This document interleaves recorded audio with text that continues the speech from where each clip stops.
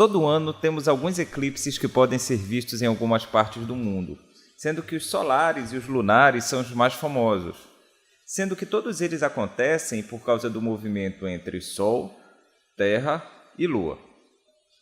Assim como a Terra, um dos lados da Lua fica sempre iluminado pelo Sol e o outro não. E à medida que ela gira ao redor de nós, vamos vendo essa parte iluminada com tamanhos diferentes. Aqui, onde a Lua tem a face escurecida totalmente virada para a Terra, chamamos de Lua Nova. E com o passar dos dias, ela vai mudando de posição e mostrando a parte iluminada para quem está na Terra. E este ponto, aqui que você pode ver, nós já temos o quarto crescente. Até que finalmente ela chega a mostrar toda a parte iluminada para o nosso planeta. E é quando nós temos a famosa lua cheia. Com o passar dos dias, a lua gira e a sua parte iluminada vai diminuindo novamente, até que vemos o quarto minguante. A lua leva aproximadamente 29 dias e meio para sair de uma lua nova e voltar para a lua nova. Esse tempo nós chamamos de lunação ou mês sinódico. Durante a lua nova, você poderá apreciar os eclipses solares e nas cheias os eclipses lunares. E no quarto crescente e no minguante não existem eclipses. Portanto, as fases da lua são determinantes para o tipo de eclipse. Existem 3 tipos de eclipses solares, e todos eles são causados pela sombra da lua na Terra. A umbra é a parte mais interna e escura da sombra. E qualquer observador nessa área da sombra verá um eclipse solar total. A penumbra é a parte mais externa e clara da sombra. E qualquer pessoa que esteja na área da penumbra da Lua verá um eclipse solar parcial. Entretanto, se a Lua estiver centralizada, mas não conseguir cobrir as bordas do Sol, você estará numa região chamada de antumbra da Lua. E aqui você enxerga esse anel de fogo, que é conhecido como eclipse anular. Para você entender isso direito, eu vou eclipsar Mila com o meu dedo. Como você não pode vê-la, isso seria o análogo de um eclipse total, onde ela é o Sol, o meu dedo a Lua e a gente que está assistindo a Terra. Se eu arredar o dedo mais para longe de vocês, mesmo centralizado, ela começará a aparecer. Isso daí seria o equivalente a um eclipse anular. Note que mesmo centralizado, meu dedo não consegue cobri-la totalmente. E por fim, se eu cobri-la só em parte, eu teria o equivalente a um eclipse parcial. A Lua gira uma trajetória elíptica ao redor da Terra, e por isso em alguns momentos ela está mais longe, que chamamos de apogeu, e em alguns outros momentos ela está mais próximo da Terra, momentos esses que nós chamamos de perigeu.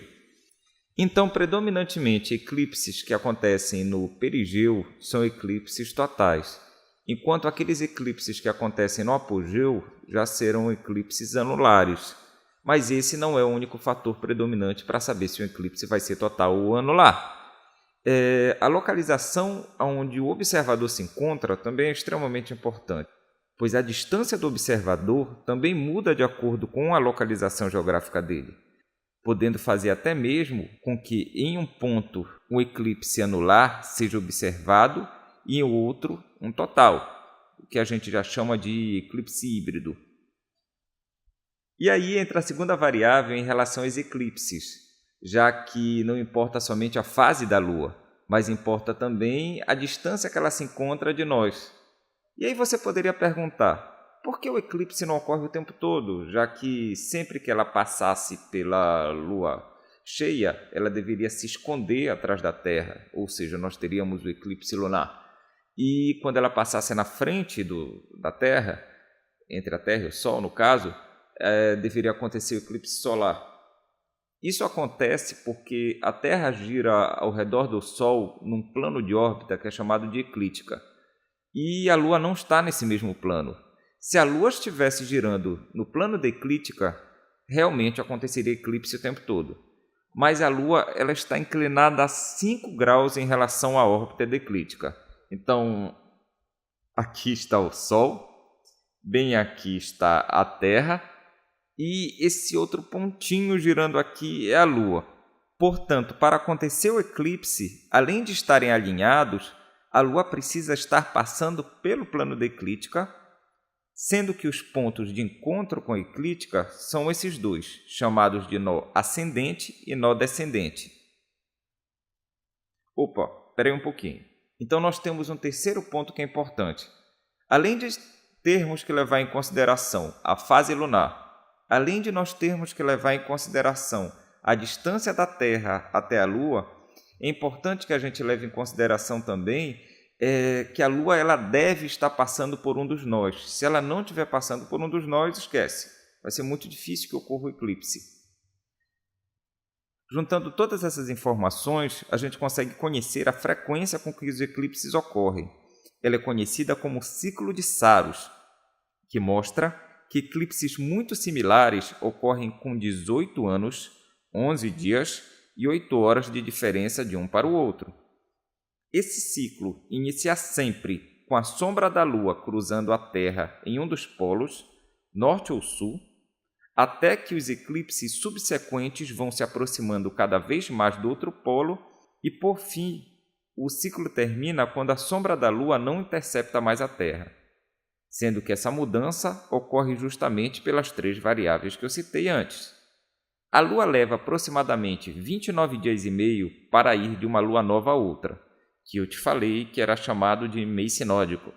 Ela demora 27 dias e meio para ir de um perigeu ao outro, tempo que a gente conhece como mês anomalístico, e leva aproximadamente 27 dias e 5 horas para voltar ao mesmo nó, que chamamos de mês draconiano. Como esses 3 meses são diferentes, o ciclo de Saros não é regular. Usando as séries de Saros, é muito fácil prever um eclipse. Por exemplo, esse que aconteceu dia 26 de fevereiro, ele faz parte da série 140 de Saros. Ele iniciou com o eclipse no dia 16 de abril de 1512, tá? E a última vez que ele vai acontecer vai ser no dia 1º de junho de 2774. Sendo que os desenhos da série de Saros mostram vários eclipses em diferentes épocas. Por exemplo, aqui na série 136 dá para ver um eclipse que ocorreu dia 18 de maio de 1901, que foi gradativamente acontecendo cada vez mais a oeste e caminhando cada vez mais na direção do Polo Norte. E aí, deu para aprender um pouco mais sobre eclipses? Assine o canal, curta o vídeo e se você precisar de qualquer ajuda a mais, você pode procurar o nosso site só10minutos.com.br. Valeu, galera!